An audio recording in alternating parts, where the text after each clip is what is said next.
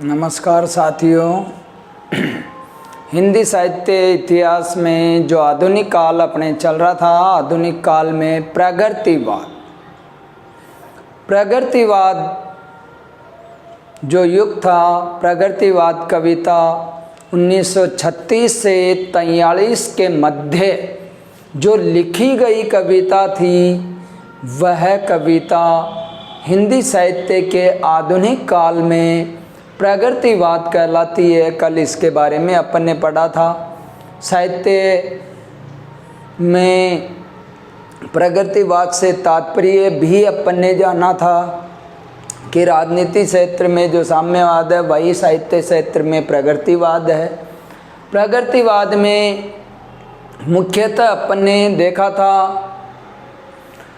जो पूंजी विहीन वर्ग था, उनकी प्रगति के लिए जो एक आंदोलन चला था, वही प्रगतिवाद था। और प्रगतिवाद में कल अपन ने काफ़ी विस्तृत चर्चा भी की थी। तो आज अपन आगे बढ़ेंगे प्रगतिवाद में। प्रगतिवाद में मुख्यतः किसानों के लिए कार्य किया गया था। मुंशी प्रेमचंद जी ने अनेक उपन्यास लिखे थे। उनके उपन्यासों में अपन देख सकते हैं ठाकुर का कुआं कहानी है। उपन्यासों में एक से बढ़ के एक किसानों की दयनीय दशा आदि का विस्तृत वर्णन उन्होंने किया था। तो आज अपन आगे देखते हैं प्रगतिवाद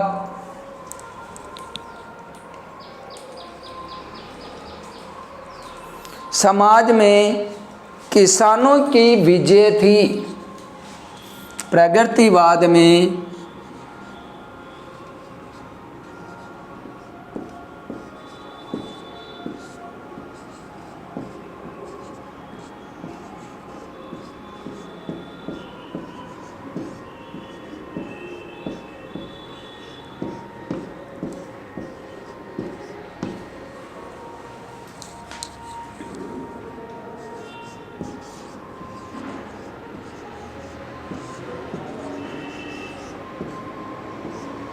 यानी कल अपन ने बाल मुकुंद गुप्त की कविता भी देखी थी।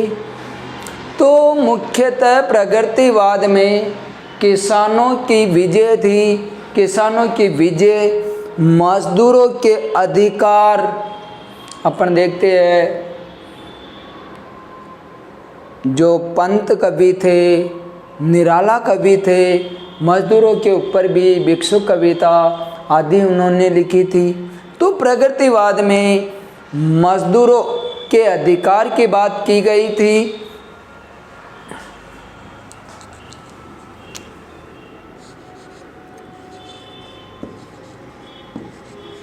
मजदूरों के अधिकार की बात।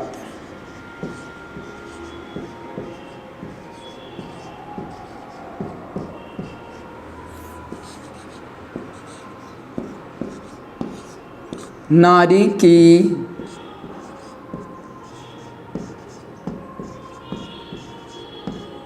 स्वतंत्रता के लिए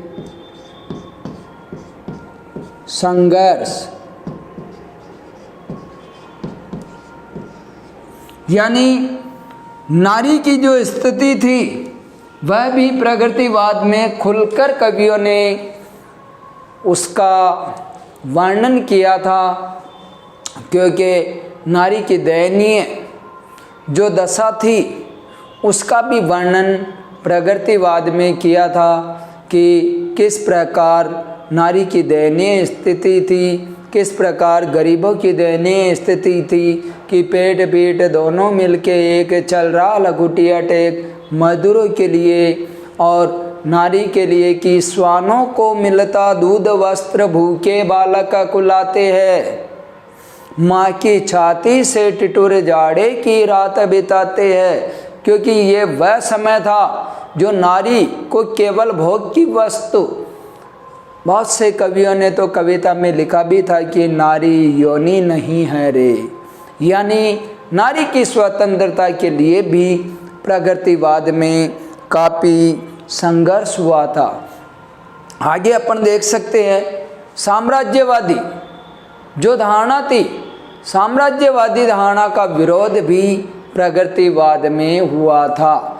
यानी प्रगतिवाद में हर प्रकार से लोगों ने सामान्य आम जन के लिए संघर्ष किया था। प्रगतिवाद में पूंजीपतियों का विरोध किया गया था।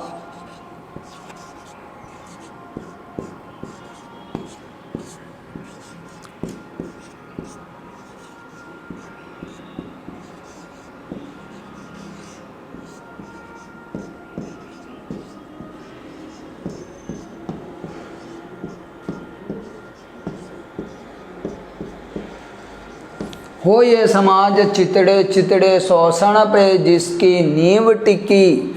यानी बहुत से आलोचकों का तो ये भी कहना है कि ये युग पूंजीविहीन लोगों के लिए ही है। यानी प्रगतिवाद में पूंजीपति जो थे, सामंत थे, उनके विरोध में कविताएं प्रगतिवादी कवियों के द्वारा लिखी गई थी। प्रगतिवादी कवियों ने भरसक प्रयास किया था। और इतना ही नहीं, पंत ने अपने विचारों को और अधिक स्पष्ट करने के लिए रूपाब पत्रिका निकाली थी।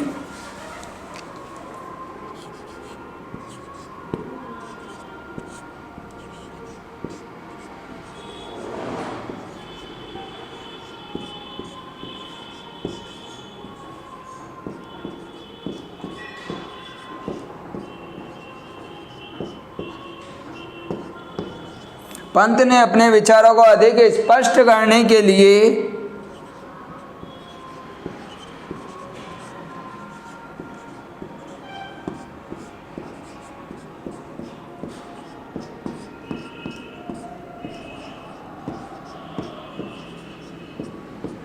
रूपाब पत्रिका निकाली थी।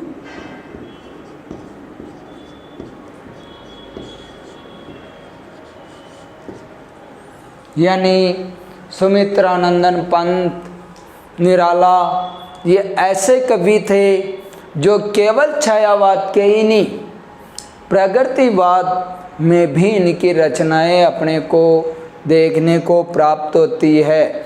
यानी सुमित्रानंदन पंत ने प्रकृति चित्रण के साथ साथ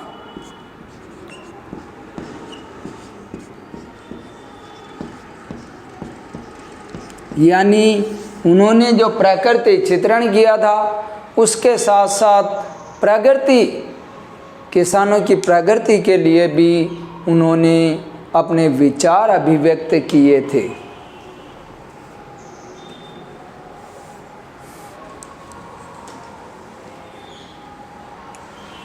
आगे अपन देख सकते हैं प्रगतिवाद के प्रवर्तक सुमित्रानंदन पंत को माना जाता है कारण छायावाद की समाप्ति के कारण। तो अपन देख सकते हैं प्रगतिवाद के प्रवर्तक पंत को माना जाता है। कारण छायावाद की समाप्ति के कारण।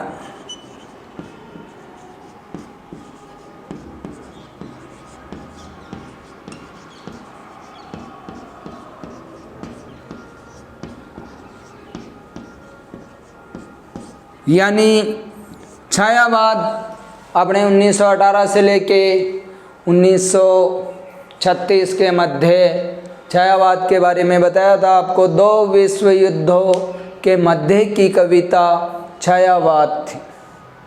तो ये तो अपने प्रगतिवाद।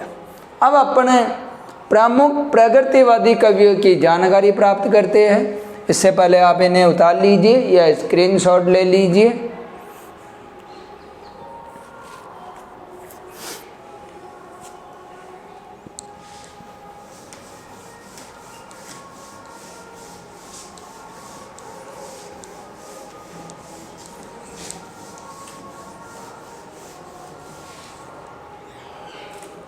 प्रमुख प्रगतिवादी कवि।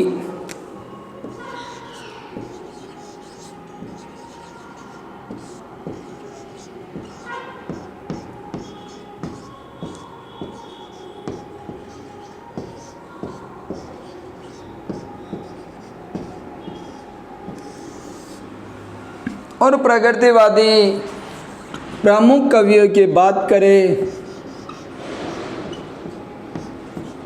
ये तो महत्वपूर्ण है ही है। NKT ध्यान में रखना, इन अन्य कवि आपको ध्यान में रहे न रहे, किंतु ये कवि आपको ध्यान में रखना है। N मतलब नागार्जुन,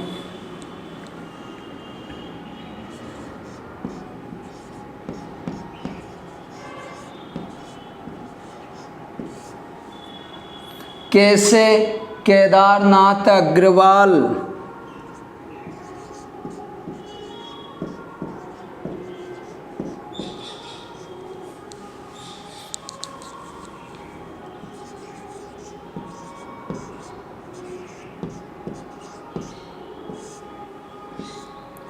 टी से त्रिलोचन शास्त्री,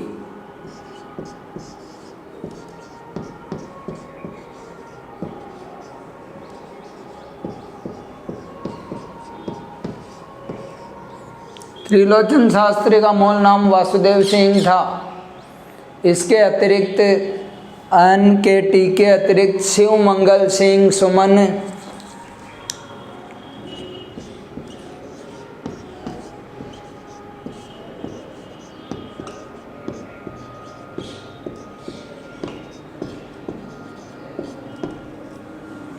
ये शिव मंगल सिंह सुमन बहुत ही प्रगतिवादी कवि, प्रकृति के चित्रण में बहुत अग्रणी थे। शिव मंगल सिंह सुमन।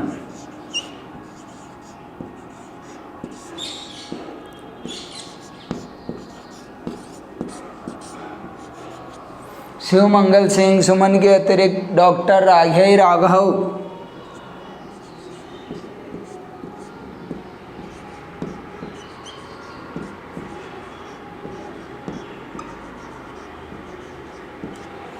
डॉक्टर राघई राघव, इनके अतिरिक्त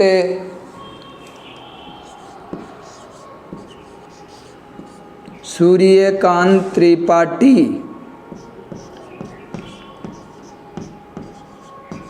जो निराला के नाम से जाने जाते, सुमित्रानंदन पंत,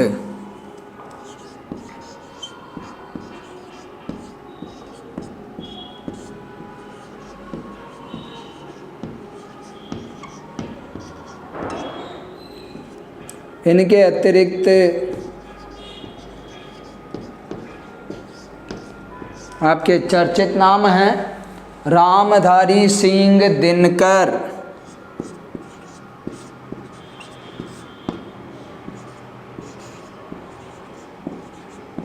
जो द्वितीय राष्ट्रीय कवि के रूप में भी जाने जाते हैं। इनके अतिरिक्त नरेंद्र शर्मा आदि आदि, यानी ये प्रमुख प्रगतिवादी कवि माने जाते हैं। इनकी कविताओं में प्रगतिवादी स्वर मिलता है।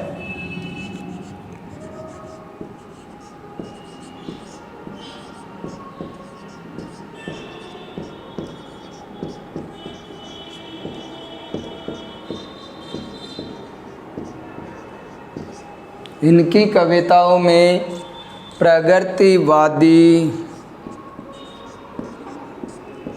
स्वर मिलता है।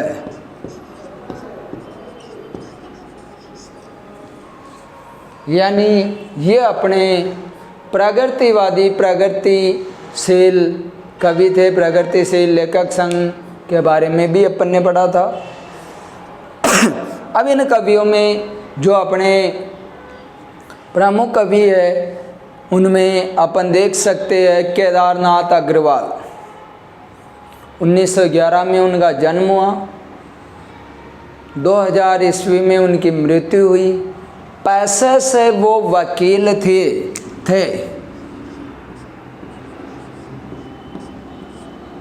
पैसे का मतलब होता कारोबार। पैसे मत समझ जाना रुपए पैसे वाले नहीं, पैसे से यानी कारोबार से, कार्य से वो वकील थे।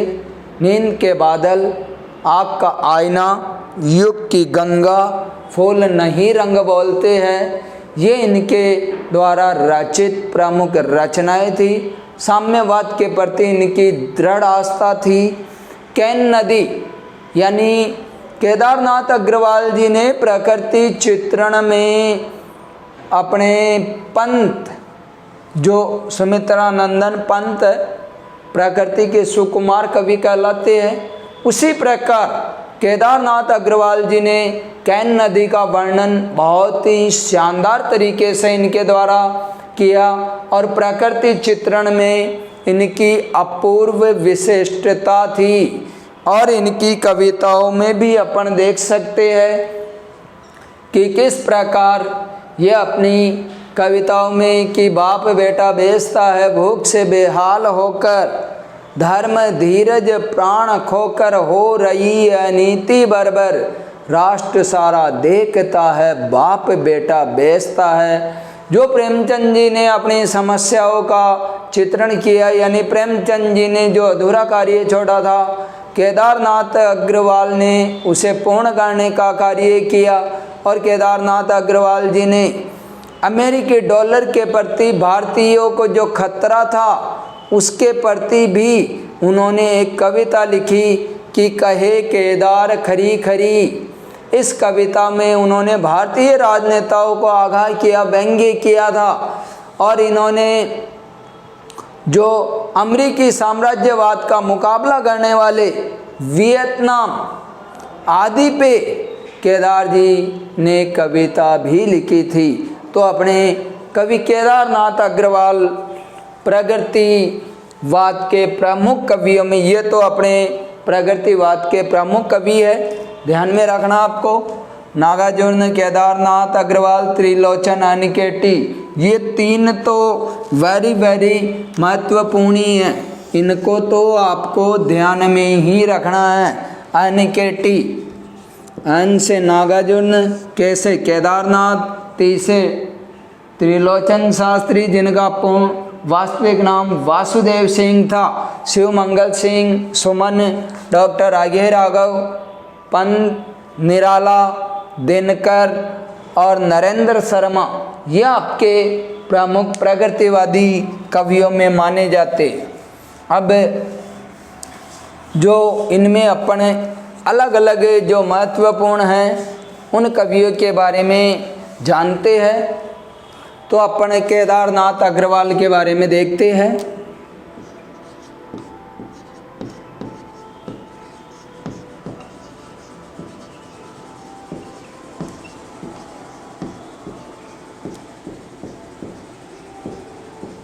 उन्नीस 1911 में इनका जन्म हुआ था और 2000 में इनकी मृत्यु हुई थी।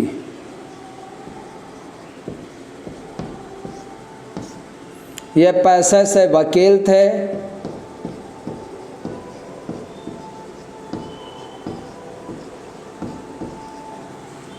यानी प्रगतिवाद के प्रमुख कवियों में माने जाते हैं। इनकी रचनाओं की बात करें, नींद के बादल, आँख का आईना,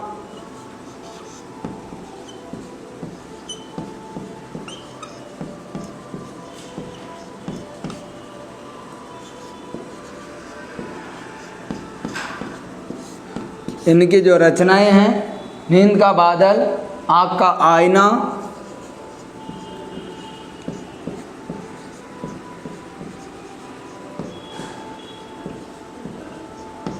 युग की गंगा,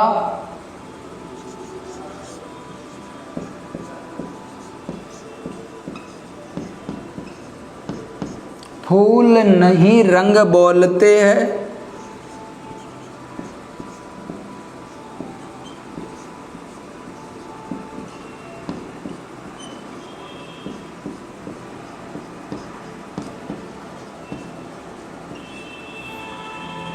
यानी इनकी रचनाओं में आपको ध्यान में रखना है, जितनी आपको याद हो सके 1 2 3 आपको लेखन में लिखना होता, आपके सामर्थ्य के अनुरूप आप जितनी रचनाएं ध्यान में रख सकते हो।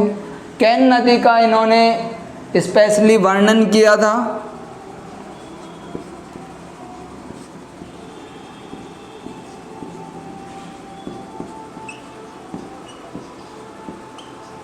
और इन्होंने आधुनिक समाज में जैसे इन्होंने देखा था उसी के अनुरूप इन्होंने लिखा था।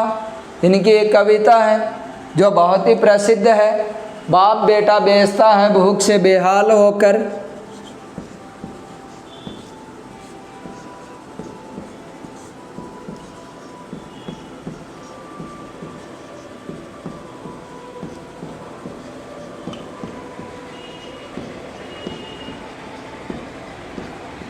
बाप बेटा बेचता है भूख से बेहाल होकर,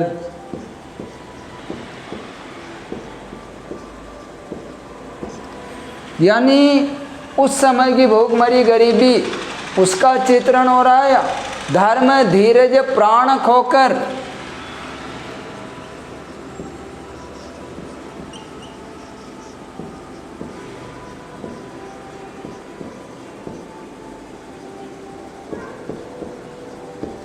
धर्म धीरज प्राण खोकर हो रही अनीति बर्बर।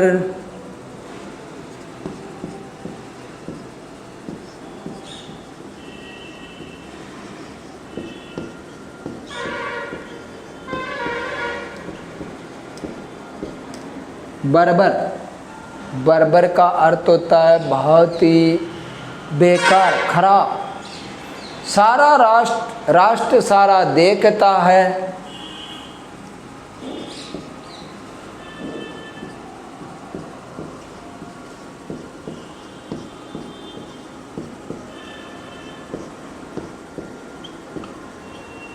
बाप बेटा बेचता है।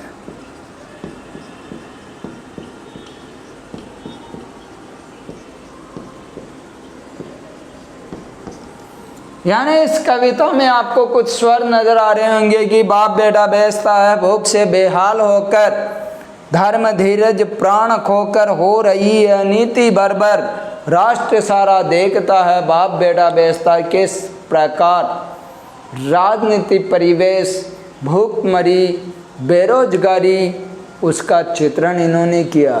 प्रेमचंद की समस्याओं का अंकन केदारनाथ जी ने किया था, विशेष ध्यान में रखना है।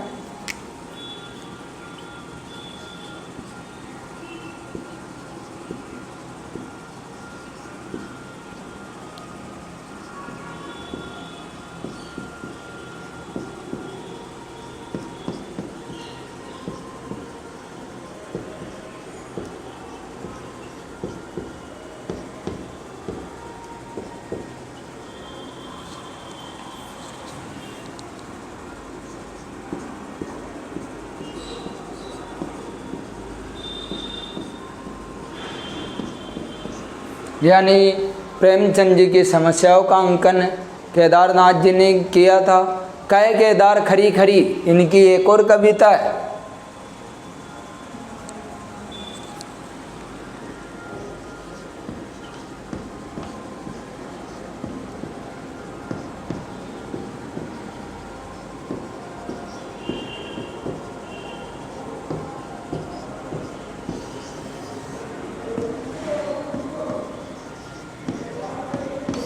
कहे केदार खरी खरी में अमेरिकी डॉलर के प्रति जो भारतीयों को खतरा था, राजनेताओं का खतरा था, उनके प्रति आग्रह यानी लोगों को जागरूक करने के लिए उन्होंने कविता लिखी थी। यानी उन्होंने अमेरिकी साम्राज्यवाद का मुकाबला करने वाले वियतनाम पे भी केदारनाथ जी ने कविताएं लिखी थी। तो अपने जो प्रमुख प्रगतिवादी कवि थे उनमें अपने आज कवि केदारनाथ के बारे में पढ़ा। अगली कक्षा में अपन नागार्जुन जी, त्रिलोचन जी, पंत जी इनकी जानकारी भी प्राप्त करेंगे। धन्यवाद।